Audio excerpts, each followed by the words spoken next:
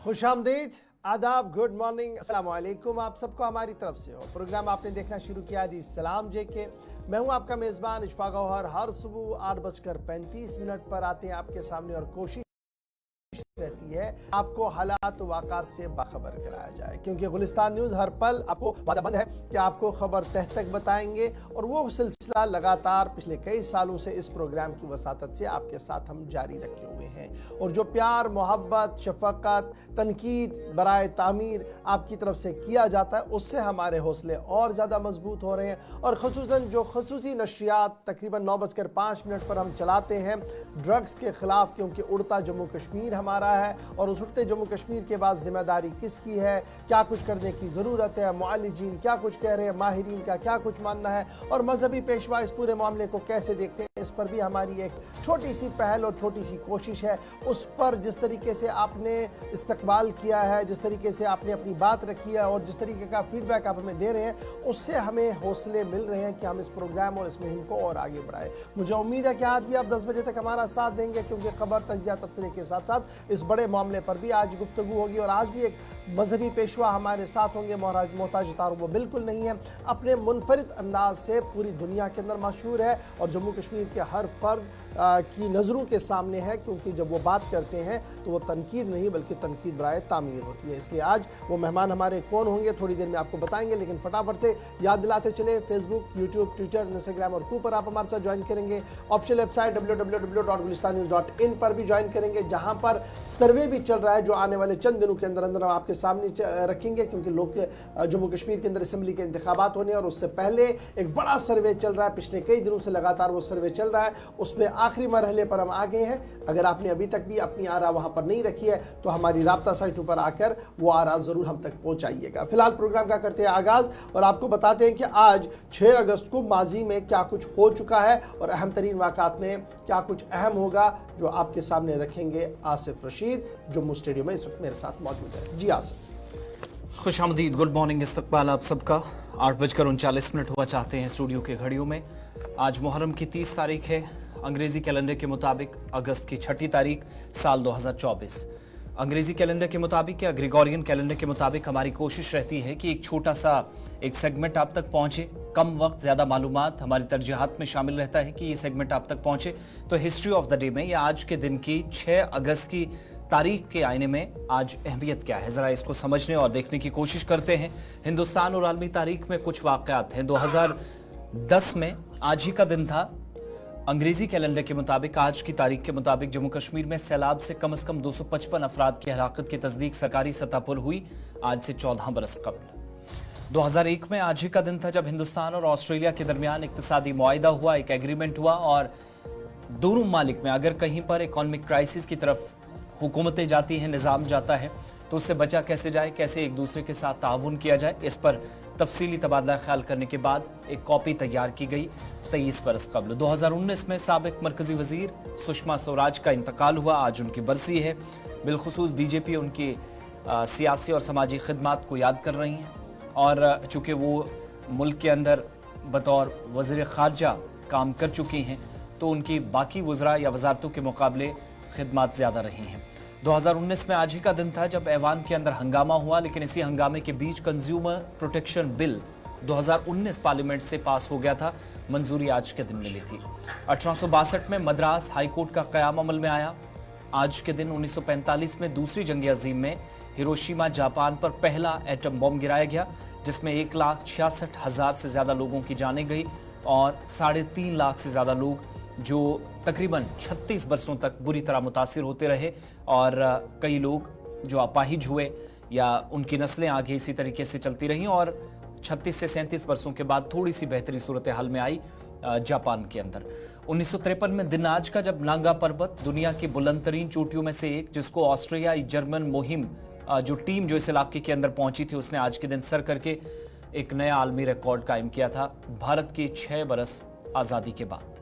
साल 1996 था, दिन आज का 28 बरस कबल नासा ने मरीख पर हिंदुस्तान का नाम एक बार फिर से रोशन किया और जिंदगी का इम्कान मरीख पर जाहिर करने का ऐलान सरकारी तौर पर आज हुआ और वो भी नासा के थ्रू या जो मजाज अथॉरिटी थी जिसने सरकार को बताया कि ये चीज़ें हासिल की जा चुकी हैं।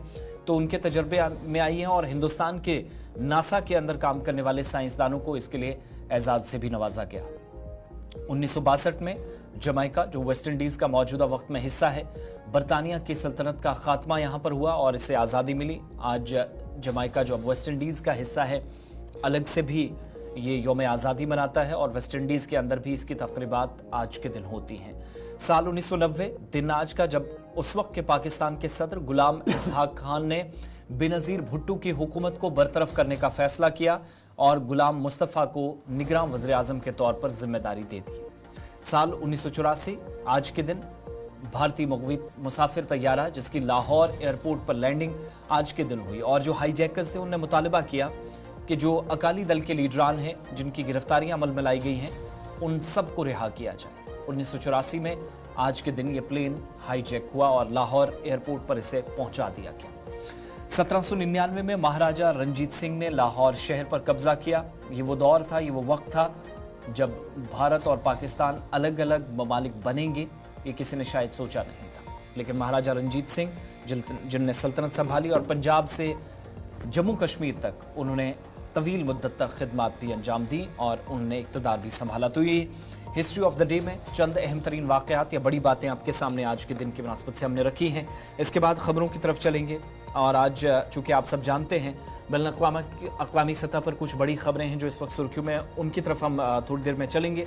मगर सबसे पहले, जैसा शुरुआत से ही हम आपको बताते चले आ रहे हैं कि शुमाली भारत के अंदर इन दिनों मानसून चूँकि चल रहा है और इस मानसून के सेशन में कहीं पर बारिश, कहीं पर धूप या बेतरतीब सा मौसम मुतअद्दिद इलाकों में नुकसान पहुंचा रहा है। तो आज मुल्क के बाकी शुमाली इलाका जात के साथ जम्मू कश्मीर यूनियन टेरिटरी के अंदर आज और आइंदा 3 रोज में क्या सूरत हाल रहने वाली है, सबसे पहले मौसम का अपडेट इस प्रोग्राम में। चलिए जनाब, मौसम का आगाज़, मौसम की खबर से करते हैं प्रोग्राम का आगाज़ और आपको बताते हैं कि कश्मीर के मुकाबले में जम्मू का मौसम थोड़ा सा आपको बदलता और बेहतर नज़र आता हुआ इस वक्त दिखेगा, क्योंकि कल रात से बादल पूरे जम्मू प्रोविंस के मुख्तलिफ इलाकों के अंदर दिखे हैं, जिसके बाद रात देर गए से जम्मू के मुतअद्दिद मकामात पर हल्की से दरमियाना दर्जे की बारिशों का आगाज़ हो गया है और सुबह से जम्मू के मुख्तलिफ इलाकों के अंदर बारिशों का सिलसिला जो है वो चल रहा है। सूबा कश्मीर के मुख्तलिफ इलाकों के अंदर, जिनमें जनूबी कश्मीर है, शुमाली कश्मीर है, वस्ती कश्मीर है, वहाँ पर अगरचे आज सुबह सुबह किसी जगह से भी अभी तक बारिश का कोई इम्कान नज़र नहीं आया है और ना ही किसी तरीके से कोई इतला आ रही है। ताहम सूबा जम्मू के मुख्तलिफ इलाके, जिनमें जम्मू प्रोविंस भी है, जम्मू डिस्ट्रिक्ट है, सांबा किया है, कठुआ है, इधर रजौरी पुंछ के कुछ इलाके हैं, वहां पर सुबह बादल बहुत ज्यादा दिखे, जिसके फौरन बाद बारिशों का सिलसिला भी वहां पर शुरू हो गया और मुतअद्दिद मकामात पर तेज बारिशों की वजह से नुकसानात की भी इतला जो है वो सामने आ रही है। इस बीच रियासती महकमे मौसमियात की तरफ से पेशन गोई सामने कर दी गई है और ये पेशन गोई जो आई है उसके मुताबिक मुतअद्दिद मकामात पर तेज़ बारिशें होंगी और 2 दिन तक ये बारिशों का सिलसिला जो है वो चलता रहेगा और ये जो बारिशों का सिलसिला चलता रहेगा, इससे सैलाबी सूरत हाल भी कुछ इलाकों के अंदर पैदा हो सकती है, क्लाउड बर्स्ट हो सकते हैं, यानी बादलों का फटने का सिलसिला भी हो सकता है और लैंड स्लाइडिंग के वाक़ात भी रोनमा हो सकते हैं। तस्वीरें आपकी है जम्मू की अल सबा की, जब बादल सुबह साफ नजर आ रहे थे, जिसके फौरन बाद बारिशों का सिलसिला भी सूबा कश्मीर के अंदर शुरू हो गया है, सूबा जम्मू के अंदर शुरू हो गया है। 8 से अगर रियासती महकमे में मौसमियात की पेशन गोई को देखें तो 8 और 10 तारीख को हल्की से दरमियाना दर्जे की बारिशों का इम्कान सूबा कश्मीर के भी अंदर लगाया गया और सूबा जम्मू के अंदर भी इसी तरीके का सिलसिला जो वो देखने को मिलेगा। उसके बाद 11 से 13 तारीख के दरमियान भी इसी तरीके की सूरत हाल रहेगी, मतला बरालूद रहेगा, कई मकामात पर तेज हवाएं चलेंगी और कुछ मकामात पर हवाओं के साथ साथ बारिशों का इम्कान भी लगाया जा रहा है। तो ये बड़ी खबर आपके सामने, जहां पर हमने सबसे पहले रखी है और जम्मू कश्मीर के अंदर रात भर बारिशें हुई हैं। इस वक्त की जो सूरत हाल है मुख्तलिफ इलाकों में वो क्या रहने वाली वो आपके सामने बताई है और आइंदा 3 रोज तक मजीद बारिशों की पेशन गोई महकमा मौसमियात ने की है। इतलात ये भी है कि जम्मू पुंछ कौमी शाहरा मुतअद्दिद मकामात पर पसियाँ गिराने की वजह से बंद हो गई है जी, एक तरफ से ये खबर आ रही है। दूसरी तरफ से भी इस तरीके की खबर है कि पीर पंजाल के मुतअद्दिद मकामात पर जो तेज़ बारिशें हुई हैं उससे नुकसानात की भी इतलात सामने आ रही है। फिलहाल आइंदा 3 दिनों तक मज़ीद बारिशों का इम्कान है और जो गर्मी थी उसमें थोड़ी सी राहत ज़रूर है। जो पारा 35-40 के आसपास जम्मू के अंदर था वो आहिस्ता आहिस्ता करके 32 तक आ गया, और सूबा कश्मीर के अंदर भी थोड़ी सी राहत जो है वो ज़रूर कल देखने को मिली जब ज़ोरदार बारिशें हुई हैं। लेकिन दिन ढलने के साथ साथ वहाँ पर भी दर्जा हरारत में इजाफा हुआ है, और आज मुमकिन यह है कि मतलब और आलूद कई मकामात पर होगा, जिसकी वजह से थोड़ी सी राहत गर्मी के अंदर ज़रूर देखने को मिली। ये तो थी बात जनाब मौसम के मिजाज की। फटाफट से उस बड़ी खबर पर आते हैं जिस पर दुनिया भर की नजरें हैं, और तमाम दुनिया का कैमरा जो है वो इस वक्त भारत पर मरकूज हुआ है, क्योंकि भारत के अंदर वो बांग्लादेश की साबिक सदर मौजूद है जो जिलावतन खुद को कर चुकी है और बरतानिया में अब सियासी पनाह लेने की ख्वाहिशमंद है। बरतानिया में सियासी पनाह मिलने तक शेख हसीना जो है वो भारत के अंदर रहेंगी, इस तरीके की इतलात और ख़बरें जो है वो सामने आ रही हैं। और कल आपको याद होगा कि बांग्लादेश की सूरत हाल किस तरीके की वहाँ पर बनी हुई थी, जब फ़ौज ने मुकम्मल तौर पर अपनी तहवील में सारा कुछ मामला ले लिया। उसके बाद जश्न कुछ मकामात पर था, कुछ मकामात पर तोड़ फोड़ थी, कुछ मकामात पर जो है वो कत्ल गारत का सिलसिला भी चला। इस बीच इतलात और ख़बरें जो आ रही है वो यही है कि शेख हसीना शायद बरतानिया में सियासी पनाह ले सकती है, और इस ज़िमन में तमाम तैयारियां जो है वो उनकी तरफ से की जा रही है। बांग्लादेश तलबा तहरीक का मुल्क में फ़ौजी हुकूमत को कबूल करने से साफ इनकार कर दिया है, यानी उन्होंने साफ कर दिया कि किसी भी कीमत पर फ़ौजी हुकूमत को कबूल नहीं किया जाएगा, और तलबा तंजीम की तरफ से अपनी तजवीज़ें फ़ौज को सामने रख दी गई हैं। बांग्लादेश में मुजाहिरीन ने शेख मुजीब के ज़ाती रिहाइश गाह को भी आग लगा दी है। ये तो बांग्लादेश की सूरत हाल है, और बांग्लादेशी हुक्काम की तरफ से आज साफ कर दिया गया कि सूरत हाल पुरअमन है और आज तमाम कॉलेज और स्कूल्स खुलेंगे, और ये देखना होगा कि आज किस तरीके की सूरत हाल वहाँ पर रहेगी। लेकिन हिंडन एयरबेस पर कल शेख हसीना पहुंची है खुसूसी परवाज के जरिए से, जहाँ पर उनका इस्तकबाल फौजी अफसरान की तरफ से किया गया, और फिर रात देर गई जो कैबिनेट कमेटी ऑन सिक्योरिटी का इजलास नई दिल्ली के अंदर मुनक्किद हुआ, जिसमें वज़ीर ख़ारजा ने कैबिनेट कमेटी ऑन सिक्योरिटी के अंदर बांग्लादेश की मौजूदा सूरत हाल के हवाले से अपनी आगाही दी, और मुल्क के अंदर हमने क्या कुछ करना है, क्या कुछ सूरत हाल पड़ोसी मुल्क के अंदर बन रहे हैं, उस पर तबादला ख्याल किया गया। और उसके फ़ौरन बाद खबर ये भी है कि कौमी सलामती के मुशीर की भी मुलाकात शेख हसीना से रात देर गए हुई है हिंडन एयरबेस पर, और आज भी वो हिंडन एयरबेस पर ही अभी तक मौजूद है, और माना जा रहा कि अब तैयारियां शुरू हो गई हैं, जबकि वो अब दिल्ली से बरतानिया की ओर रवाना होंगी। तकरीबन 15 साल तक हुकूमत बांग्लादेश के अंदर शेख हसीना ने की है। आयरन लेडी के नाम से इन्हें जाना जाता था, लेकिन मुल्क के अंदर जिस तरीके से अदम इस्तेकाम पैदा हुआ, तलबा सड़कों पर आए, और उसके बाद एहतजाजों का न थमने वाला सिलसिला हुआ, जिसके फ़ौरन बाद कल उन्होंने अचानक से फैसला लिया कि वो मुल्क छोड़ रही हैं। और कल रात देर गए शेख हसीना के बड़े बेटे ने एक ट्विटर पर अपना बयान भी जारी किया, जिसमें उन्होंने साफ कर दिया कि वो अब आने वाले दिनों में सियासत बिल्कुल भी नहीं करेंगी।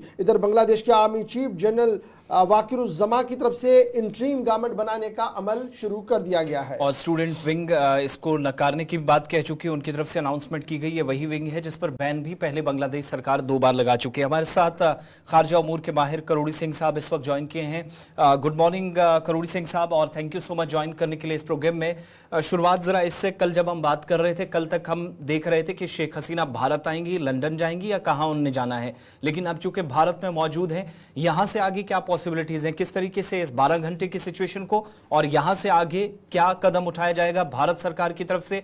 और बांग्लादेश इस वक्त जो जहां पर तकरीबन अभी भी खबरें हैं कि 4.5 लाख के आसपास लोग सड़कों पर हैं, आर्मी के साथ जरूर हैं, लेकिन आर्मी गवर्नमेंट बनाए ये मानने से इनकार कर रहे हैं। ओवरऑल सिचुएशन को कैसे आप देख रहे हैं? देखिए, सबसे पहले आपने मौसम का मिजाज बताया, फिर अब सियासत के मिजाज पे आ गए हैं, और मौसम का मिजाज और सियासत का मिजाज दोनों ही सबसे पहले जो अफेक्ट डालते हैं वो मैशत पे डालते हैं, किसी भी देश की, किसी भी समाज की। आपने जो स्पेसिफिक क्वेश्चन पूछा है, इसके लिए शेख हसीना भारत से कहाँ जाएंगी, ब्रिटानिया उसको पनाह देगा, सियासती पनाह, या दूसरी जगह जाएंगी, इस पे अलग अलग रूमर्स आ रही हैं, अभी अफवाह हैं। कुछ ये कह रहे हैं कि ब्रिटेन पनाह इसलिए नहीं देगा कि वहां ऑलरेडी दंगे हो रहे हैं इमिग्रेशन के इश्यू को लेके, और दूसरा वो बांग्लादेश में नई सरकार बनेगी, वो एक्स्ट्राडिशन के प्रयास करेगी, तो वहां हसीना शायद अपने आप को हसीना भी सेफ नहीं माने और ब्रिटेन भी इससे परहेज करे। दूसरा जो अफवाह चल रहा है वो बेलारूस का नाम चल रहा है, और बेलारूस के साथ एक्स्ट्राडिशन ट्रीटी नहीं है बांग्लादेश की, तो वहां वो ज्यादा सेफ हो सकते हैं। तीसरा नाम आ रहा है फिनलैंड का, कि वो फिनलैंड जा सकते हैं। तो अभी निश्चित रूप से ये कहना कि वो कहाँ जाएंगी कह नहीं सकते। दूसरा सवाल आपका बांग्लादेश की सरकार की तरफ था। निश्चित रूप से बांग्लादेश में जिस तरह की राजनीतिक चेतना है, वहां के लोग सैन्य शासन को स्वीकार नहीं करेंगे, तो सेना भी प्रत्यक्ष रूप से शासन करने से परहेज करेगी, सिविलियन अंतरिम गवर्नमेंट बनाएगी, और अंतरिम गवर्नमेंट बनाने के बाद may be with in year और कुछ और समय ले सकते हैं, फ्रेश इलेक्शन करवाने की बात करेंगी। लेकिन हम जो यूनिवर्सिटी वाले हैं उनके लिए बांग्लादेश एक इस तरह का रिसर्च का सब्जेक्ट इमर्ज हो गया है कि autocracies in how autocracies and rise and fall in democracy, तो किस तरह से ऑटोक्रेटाइज डेमोक्रेसी है उनका कैसे पतन होता है और उनका प्रभाव क्या होता है, वो किस तरह से काम करती हैं, ये एक शोध का विषय होगा। लेकिन हसीना का जो मिशन था, एक अपोजिशन पार्टी मुक्त बांग्लादेश की शासन करना चाहती थी, वो बिल्कुल फेल हो चुका है निश्चित रूप से। लेकिन बांग्लादेश की सबसे ज्यादा प्रभाव पड़ेगा अर्थव्यवस्था पे। परसों तक ये बता रहे थे कि $10 बिलियन का बांग्लादेश को नुकसान हो चुका है ऑलरेडी। कल जो डैमेज हुआ है वो तो अभी कैलकुलेट ही नहीं किया है, लेकिन परसों तक का ये एस्टिमेट बता रहे थे कि, तो ऐसी स्थिति में जैसा मैंने कहा था कि अगर सियासी मिजाज बदलता है तो मैसियत सबसे ज्यादा अफेक्ट होती है। तो बांग्लादेश जो इकोनॉमी में अच्छा परफॉर्म कर रहा था, पर कैपिटा इनकम अच्छी थी, जीडीपी अच्छी थी, वो अब रिवर्स गियर में आ गई है। और मुझे लगता है कि रिकवर करने में केवल 1-2 साल नहीं, कोई लगभग 1 दशक लगेगा कि पुरानी पोजीशन चैलेंजेस काफी ज्यादा। अच्छा, ये कल तक हम कह रहे थे कि आप इन्हें 45 मिनट दिए कि आप देश छोड़कर चली जाएं, पीछे मुड़कर न देखें, कुछ शर्तें भी हसीना ने रखी, वो भी नहीं मानी गई। लेकिन इन सब के बीच में जो डैमेज कंट्रोल करने की कोशिश आर्मी की तरफ से हुई है, क्या ये बात सही मान ली जाए कि आर्मी ने ये सब कुछ कराया, या फिर वो जो फैसला जहां से प्रदर्शन शुरू हुए थे, असल इस सारे मामले की जड़ वही है और फैसला वापस लेने में भी शेख हसीना और उनकी सरकार ने देर कर दी? देखिए, ये तो मैं नहीं कह सकता कि आर्मी ने करवाया है, क्योंकि मिलिट्री है वो पॉलिटिसाइज्ड है। बांग्लादेश, दक्षिण एशिया में बांग्लादेश और पाकिस्तान 2 देश हैं जिनमें मिलिट्री पॉलिटिसाइज्ड है। लेकिन मिलिट्री ने ये करवाया हो ऐसा कोई संभावना नहीं है। दूसरा, एक कॉन्स्पिरेसी थ्योरी भी आती है कि फॉरेन हैंड है, विदेशियों ने करवाया है, वो भी मुझे इसमें नहीं लगता। ये तो बांग्लादेश की जो हसीना की राजनीतिक स्टाइल थी, जो ऑटोक्रेसी वाली और प्रजातांत्रिक जो प्रक्रिया थी, उसको लगभग सैबोटाज करने का उनका एटीट्यूड था कि डिसेंट की वॉइस सुनना ही नहीं है। तो ऐसा लगता है कि जो भी रीजन की बात करता था उसको ट्रेजन मान लिया जाता था। तो एक तो वो सबसे बड़ा इश्यू है।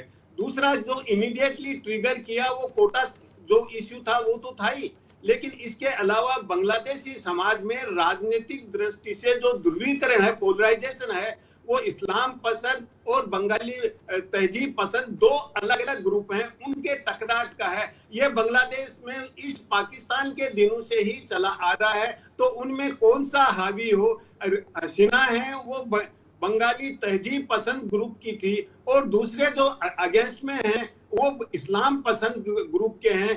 तो ये स्टूडेंट, इनिशियली स्टूडेंट मूवमेंट था, लेकिन अब स्टूडेंट बैकग्राउंड में हो गए हैं और सामने जो आ गए हैं वो हसीना के प्रतिद्वंदी थे, वो राजनेता आ गए हैं। तो ऐसी स्थिति में जिस तरह की अंतरिम गवर्नमेंट बनेगी, वो मेरे को लगता है कि कुछ स्टूडेंट्स के रिप्रेजेंटेशन के साथ जो मैच्योर पॉलिटिशियन है, जिसमें मोहम्मद यूनिस का नाम भी सामने आ रहा है, जो नोबेल लॉरिएट हैं, सोशल एंटरप्रेन्योरशिप में बांग्लादेश में बहुत कुछ किया है, माइक्रो फाइनेंस वगैरह को लेके, लेकिन वो तैयार होंगे अभी कह नहीं सकते। लेकिन उन्होंने पहले एक स्टेटमेंट जरूर दिया था कि इंडिया ने ये कहा है कि बांग्लादेश का इंटरनल मैटर है। मैं इससे निराश हूँ। इंडिया को ये नहीं कहना चाहिए कि बांग्लादेश में जो आग लग रही है वो बांग्लादेश का इंटरनल मैटर है।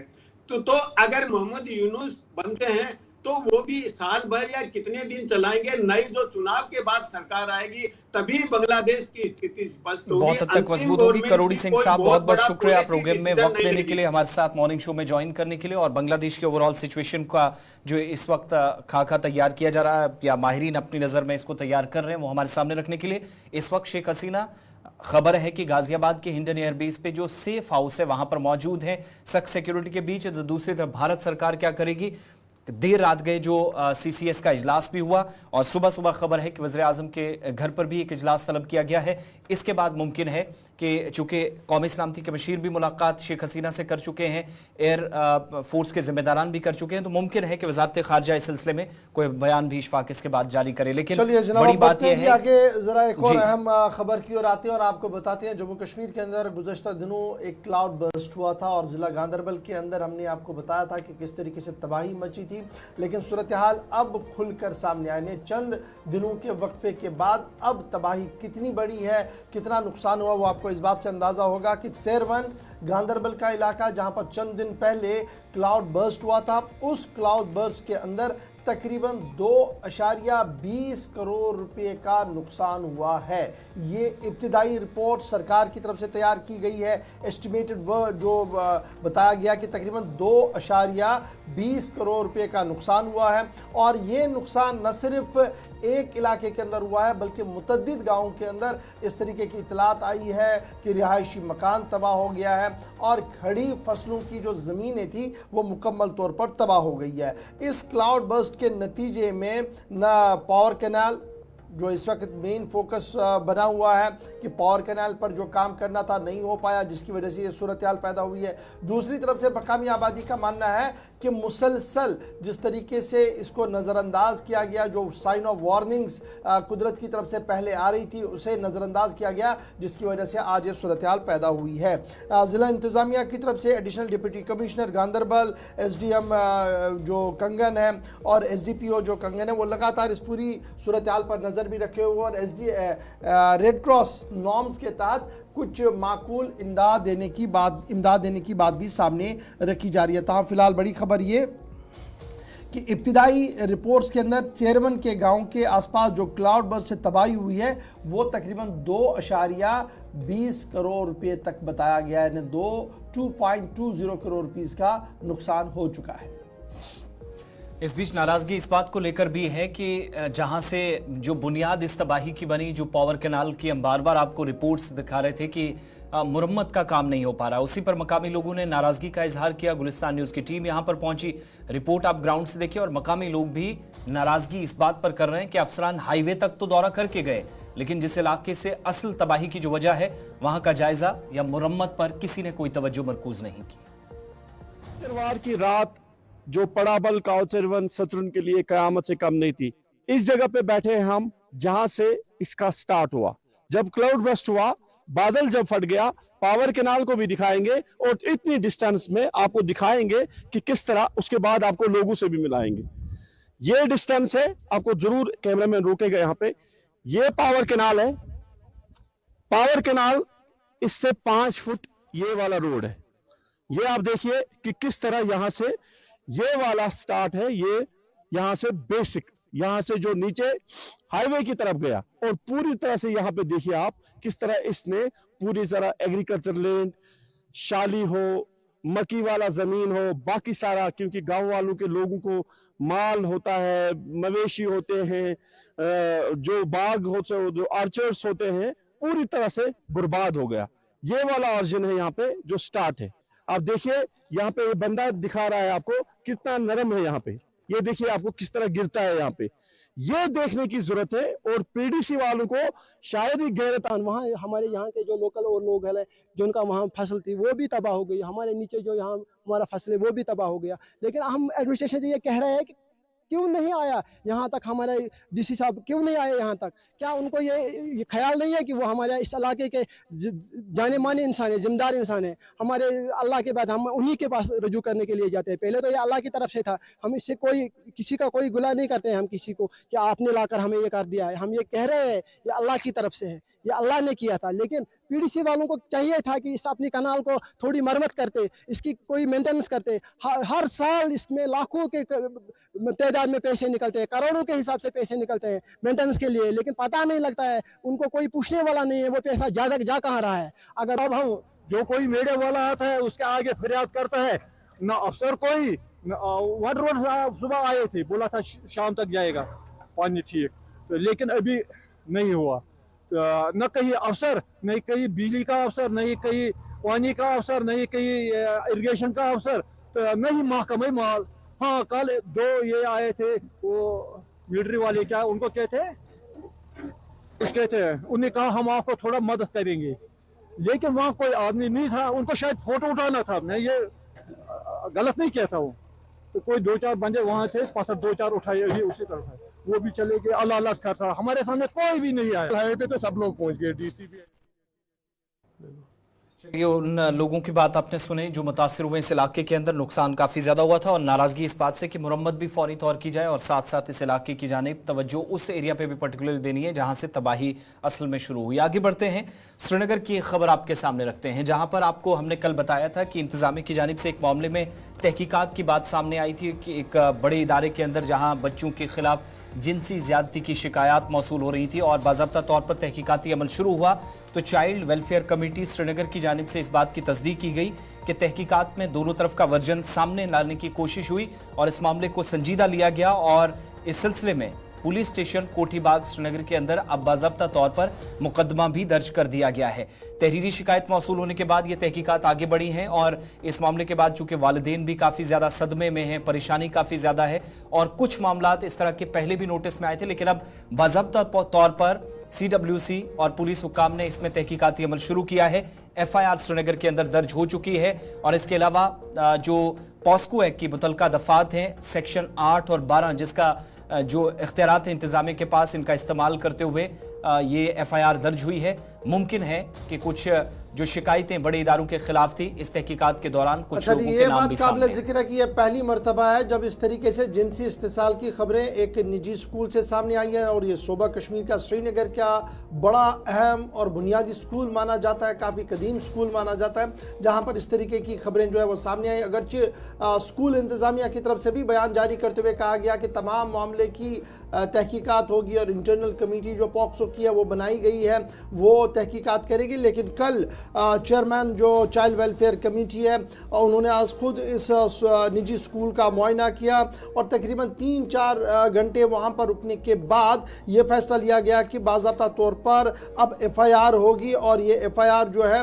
मुख्तलिफ शिकों के तहत को पुलिस स्टेशन कोठीबाग के अंदर जो है वो दर्ज कराई गई है। अगर एक तरफ से ये मामला सामने आ रहा है, ताहम दूसरी तरफ से श्रीनगर के अंदर ये खबर आने के बाद वालिदैन भी काफ़ी ज़्यादा परेशान नज़र आ रहे हैं और ट्रॉमा जैसी सूरत हाल जो है वो इस वक्त वालिदैन के चेहरों पर साफ नज़र आ रही है। डॉक्टर खैरुन्निसा साहिबा चेयरपर्सन है CWC श्रीनगर की, हमारे साथ इस वक्त फोन लाइन पर है, जिन्होंने मुसलसल इस पूरी मामले को ज़ाती तौर पर देखा और कल 3-4 घंटे वहाँ पर रुकने के बाद ये फैसला लिया कि बाज़ाब्ता तौर पर अब आगे की कार्रवाई होनी चाहिए और FIR दर्ज होना चाहिए। डॉक्टर साहिबा बहुत बहुत शुक्रिया जी ज्वाइन करने के लिए। बड़ा इंपॉर्टेंट मामला ये है क्योंकि जहाँ हम एक तरफ से अभी एक मसले पर गुफ्तगू थोड़ी देर में करेंगे ड्रग्स वाले मामले पर, वहीं दूसरी तरफ से बच्चों की जो खबर सामने आई कि जिनसी इस्तेसाल आपस में हुआ है, किस हद तक अब इस खबर की तस्दीक हो पा रही है?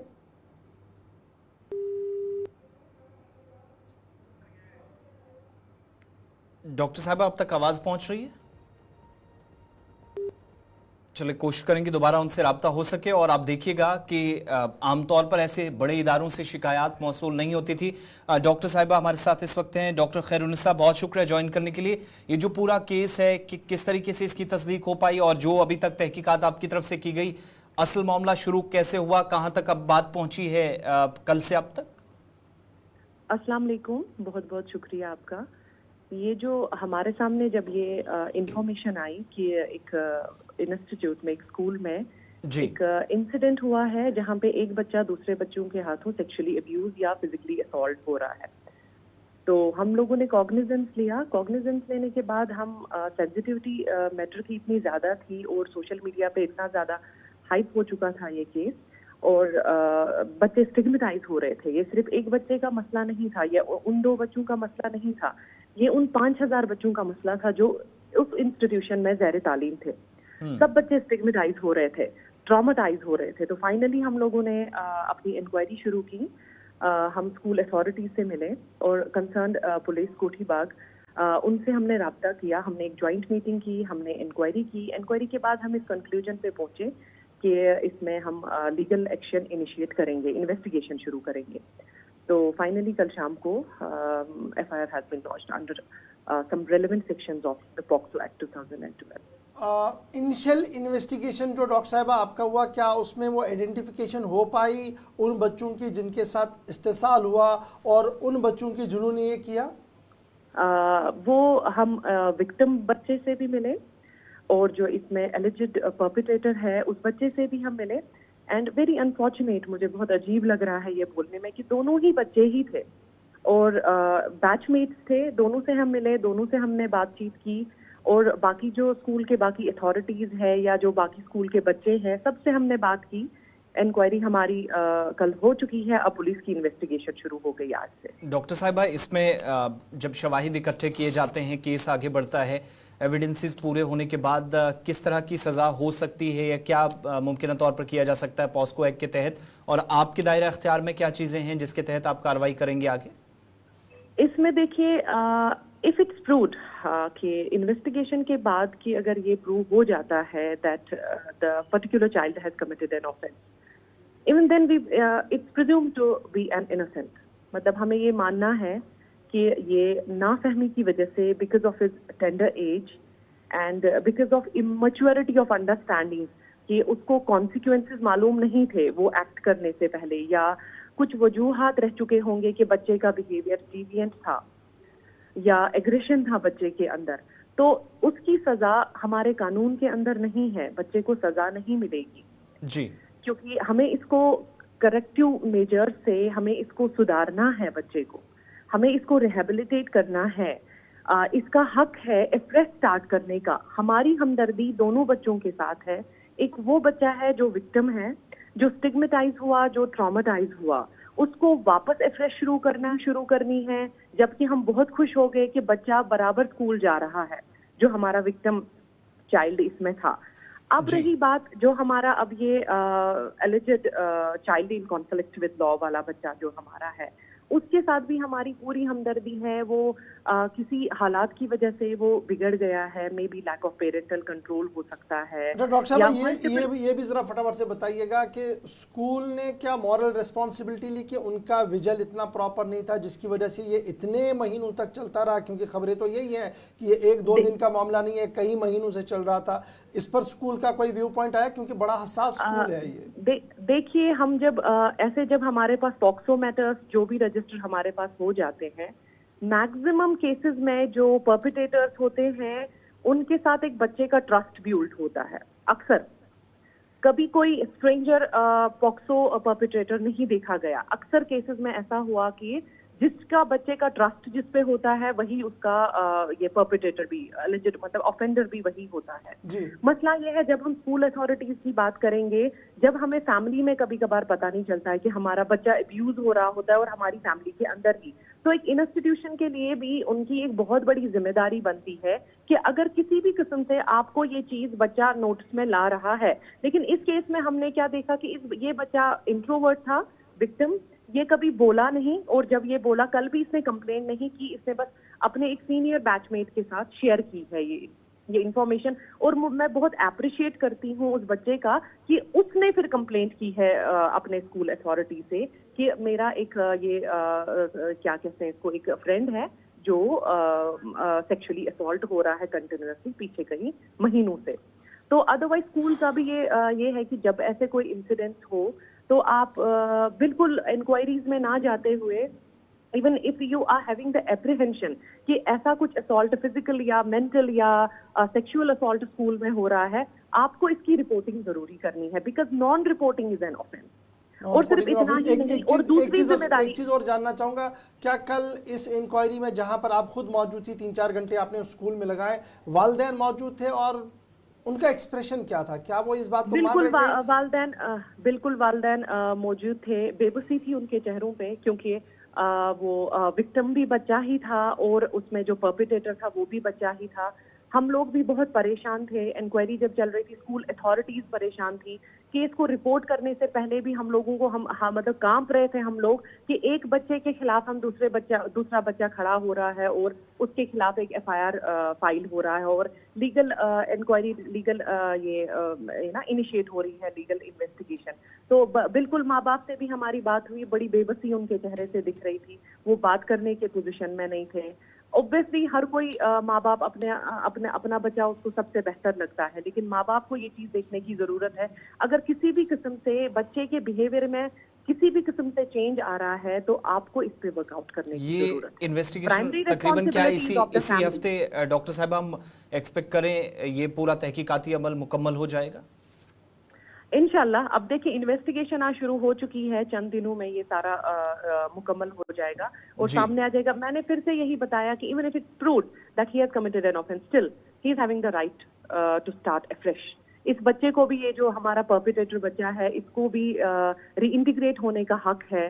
ये वापस हम इंशाल्लाह इसको सिस्टम में लाएंगे एक अच्छा लॉ अबाइडिंग सिटीजन बन के, बिकॉज जो भी इसने किया, अगर किया because of his immaturity of understanding of the consequences of his act, because of his tender age, बहुत मासूम सा बचा है। देखिए मैं आपसे भी ये दरखास्त करती हूँ, पब्लिक से दरखास्त करती हूँ, इस इश्यू को ज्यादा हाइप ना करें, क्योंकि इससे वो सिर्फ वो दो बच्चे नहीं स्टिग्मेटाइज हो रहे हैं जो इसमें इन्वॉल्व है, एक विक्टिम है, एक परपेट्रेटर है, बल्कि वो सारे बच्चे जो इंस्टीट्यूशन में पढ़ रहे हैं वो सहमे हो गए हैं, उन पे शक की नजर से देखा जा रहा है, तो स्कूल का नाम खराब हो रहा है। डॉक्टर साहब स्कूल का नाम तो अलग है, लेकिन क्या ये बहस्ती वालिदा आप भी हैं, क्या ये अब जिम्मेदारी नहीं है कि इस पर बात हो, घर में भी बात हो, बच्चों से खुलकर पूछा जाए कि क्या ऐसा तो नहीं हो रहा? अगर हम बात ही ना करें तो जो उड़ता जम्मू कश्मीर में अभी हम फंसे हैं तो उसी में तो हम जाएंगे बाद में।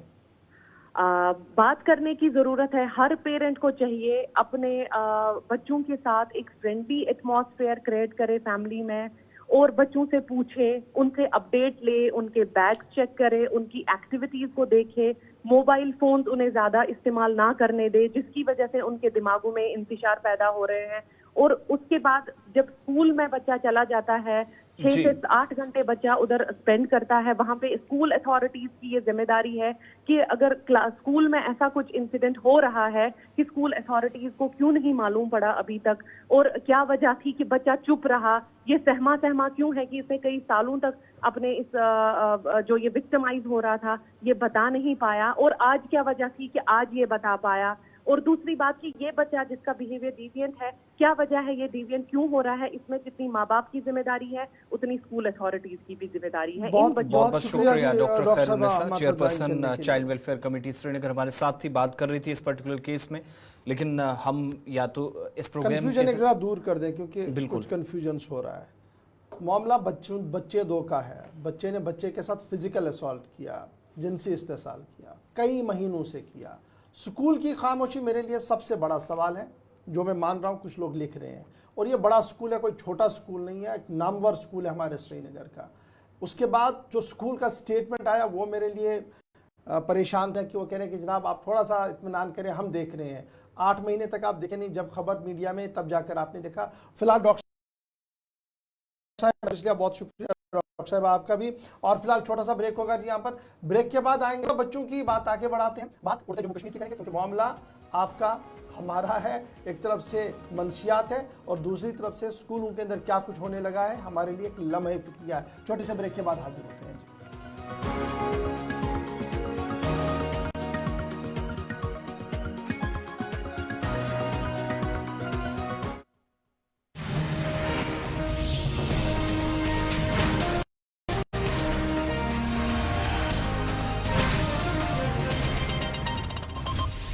हम हरियाणवी